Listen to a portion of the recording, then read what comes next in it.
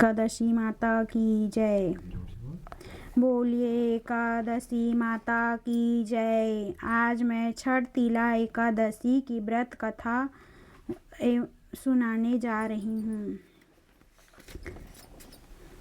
सादलभ्य ऋषि बोले, मनुष्य लोक में आकर लोग ब्रह्म हत्या आदि अनेक पाप करते हैं, पराये धन चुराते हैं, दूसरों को कष्ट देते हैं।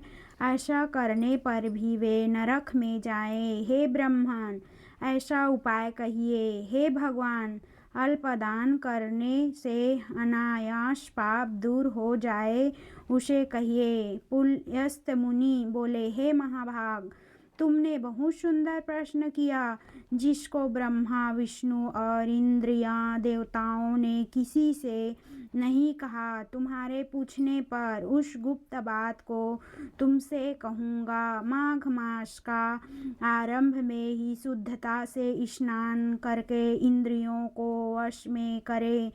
काम, क्रोध, घमंड, ईर्ष्या, लोभ और चुगली, इनसे मन को हटाकर जल से हाथ पैर धोकर भगवान का स्मरण करिए। ऐसा गोबर से लिप पृथ्वी पर गिरा हो, उसमें तिल और कपास मिलाकर पिंड बना ले।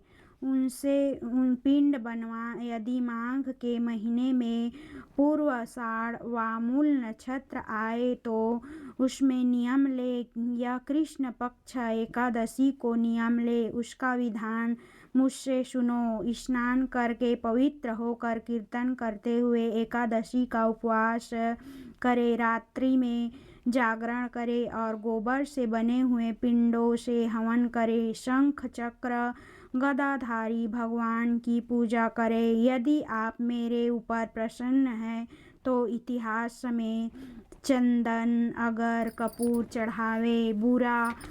बुरा मिला हुआ नैवेद्य चढ़ाकर बारंबार कृष्ण का स्मरण करे। हे विपेंद्र, पेठा, बीजौर और नारियल आदि से पूजा करे। यदि इनका सबका अभाव हो तो सुपारी ही श्रेष्ठ है। फिर अर्घ्य देकर जनार्दन की पूजा करके प्रार्थना करे, हे कृष्ण, आप दयालु तथा पापियों को मोक्ष देने वाले हो। हे जगत के पिता, मेरे दिए हुए अर्घ्य को लक्ष्मी समेत स्वीकार करिए। फिर छत्र, उपनयन और वस्त्र ब्राह्मणों को दान करे। जल से भरा हुआ कलश दे और कहे कि श्री कृष्ण भगवान मेरे ऊपर प्रसन्न हो। खेत में तिल बोने से जितनी संख्या में तिल पैदा हो, उतने 1000 वर्ष तक मनुष्य स्वर्ग में निवास करता है। तिल का स्नान, उपटन, होम, दर्पण, भोजन और दान करे। ये 6 प्रकार के विविध पापों का नाश करती है। इस एकादशी का नाम छठ तिला एकादशी है। नारद जी बोले, हे कृष्ण, हे भक्त भावना, छठ तिला एकादशी से क्या फल मिलता है? यदि आप मेरे ऊपर प्रसन्न हैं तो इतिहास सहित मुझसे कहिए। श्री कृष्ण बोले, ब्रह्मांड जैसे घृतांत मैंने देखा है, वह तुमसे कहता हूँ। हे नारद, एक ब्रह्माणी मनुष्य लोक में ब्रह्मचर्य व्रत का पालन करती हुई देवताओं को पूजन करती है। वह पूर्णमास व्रत में लगी हुई सदा मेरी भक्ति करती थी। कृष्ण का उपवास करती हुई पूजा में लगी रहती थी। नियम से व्रत करने से उसका शरीर दुर्बल हो गया। फिर बहुत दिनों के बाद मैंने मन में विचार किया, कठिन व्रतों के करने से इसका शरीर शुद्ध हो गया है। शरीर को सुखाकर इनसे स्वर्ग जाने के योग्य अपने देह बना ली है। इसे अन्न का दान नहीं किया जिससे कि सबकी दीप्ति होती है। हे ब्रह्मण, उसकी जांच करने को मनुष्य लोक में गया। भिक्षुक का रूप धारण करके भिक्षा का पात्र लेकर ब्राह्मणी भीख मांगने लगी। तब ब्राह्मणी बोली, हे ब्राह्मण, तुम कहाँ से आए? सो मुझसे सत्य कहो। फिर मैंने कहा, हे सुंदरी, भिक्षा दो। तब उसने क्रोध से में भरकर मिट्टी का ढेला मेरे भिक्षा के पात्र में डाल दिया। हे द्विज, फिर मैं स्वर्ग में को चला गया। महाव्रत करने वाली तपस्विनी भी व्रत के प्रभाव से देह समेत स्वर्ग में पहुंच गई। मिट्टी के पिंड दान करने से उनका एक सुंदर घर मिल गया, परंतु उस घर में अन्न धन नहीं दिया। हे विप्र, जो उसने प्रवेश किया तो वह कुछ भी नहीं देखा। जब घर से निकल कर मेरे पास आई तो बहुत कुपित होकर बोली कि लोकों को रचने वाले भगवान का मैंने बड़े कठिन व्रत, उपवास और आराधना की है, परंतु हे जनार्दन, मेरे घर में अन्न धन कुछ भी नहीं है। तब मैंने उससे कहा कि तुम जैसी आई हो उसी तरह अपने घर चली जाओ। देवताओं और स्त्रियों को कौतूहल के वश में तुझको देखने आएंगी। तब छठतीला एकादशी का महत्व बिना पूछे दरवाजा मत खोलना। ऐसा सुनकर वह मनुष्य लोक को चली गई। हे नारद, तब देवताओं की स्त्रियां उसे देखने आई और कहा, हम तुम्हारे दर्शन के लिए तुम दरवाजा खोलो। मानुषी बोली, यदि तुमने मुझे देखना चाहती हो तो दरवाजा खोलने से पहले छठतीला का व्रत, पुण्य और महत्व कहना होगा। उसने एक महत्व सुना दिया और कहा, हे मानुषी, दरवाजा खोलो, तुमको देखना अवश्य है।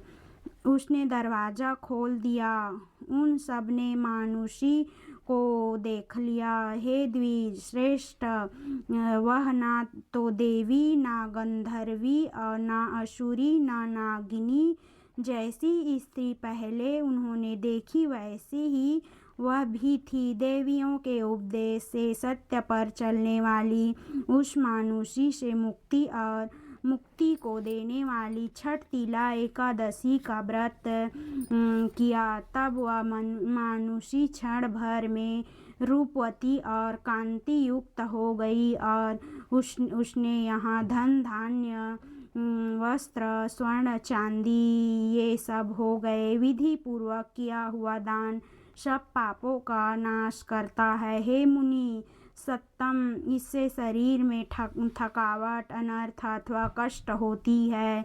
इस दिन तिल का सागर लेना चाहिए। बोले एकादशी माता की जय। ओम जय एकादशी माता, जय जय एकादशी माता। विष्णु पूजन व्रत धारण कर शक्ति मुक्ति पार। ओम जय जय एकादशी माता। तेरे नाम गिनाऊं देवी, भक्ति प्रदान करनी। गुण गौरव की देवी, शास्त्रों में वर्णी। जय जय एकादशी माता। मार्गशीर्ष के कृष्ण पक्ष में उत्पन्ना होती, शुक्ल पक्ष में मोक्षदायिनी, पापों को धोती। जय जय एकादशी माता। पौष मास के कृष्ण पक्ष को सफला नाम कहे। शुक्ल पक्ष में होए पुत्रा आनंद अधिक रहे। जय जय एकादशी माता। नाम चढ़तीला माघ मास में कृष्ण पक्ष आवे। शुक्ल पक्ष में जया कहावे। विजय सदा पावे। जय जय एकादशी माता। विजय फाल्गुनी कृष्ण पक्ष की शुक्लम्बिका कहे। पाप मोचनी कृष्ण पक्ष में चैत्र मास बाल। जय एकादशी माता। चैत्र शुक्ल में नाम कामदा धन देने वाली। नाम वथुनी कृष्ण पक्ष में वैशाख महावाली। जय एकादशी माता। शुक्ल पक्ष में होए मोहनी अपराजेष्ठ पक्षी। नाम निर्जला सब सुख करणी। शुक्ल पक्ष रक्षी। जय जय एकादशी माता। योगिनी नाम आषाढ़ में जानो कृष्ण पक्ष वर्णी। देवसैनी नाम कावे शुक्ल पक्ष रखी। जय एकादशी माता। कामिका श्रवण मास में आवे कृष्ण पक्ष कहिए। श्रवण शुक्ल होए पुत्रा आनंद अधिक रहे। जय जय एकादशी माता। अजा भाद्र पक्ष कृष्ण पक्ष की परवर्तनी शुक्ल। इंदिराश्वनी कृष्ण पक्ष में व्रत से भव सागर निकला। जय जय एकादशी माता। पाप कुंसा शुक्ल पक्ष में पाप हरण हारी। रमा मास कार्तिक में आवे सुखदायक भारी। जय जय एकादशी माता। देवोत्थानी शुक्ल पक्ष की दुखनाशक मैया। लौंद मास की करूँ मैं विनती पाप करो नैया। जय जय एकादशी माता। शुक्ल लौंद में होए पद्मनी दुख दरिद्र हरणी। परम कृष्ण पक्षा में हो जन मंगल करणी। जय जय एकादशी माता। जो कोई आरती एकादशी की भक्ति सहित गावे। जन रघुनाथ स्वर्गवास निश्चयी फल पा। जय जय एकादशी माता। जय जय एकादशी माता। बोलिए एकादशी माता की जय। कृष्ण भगवान की जय।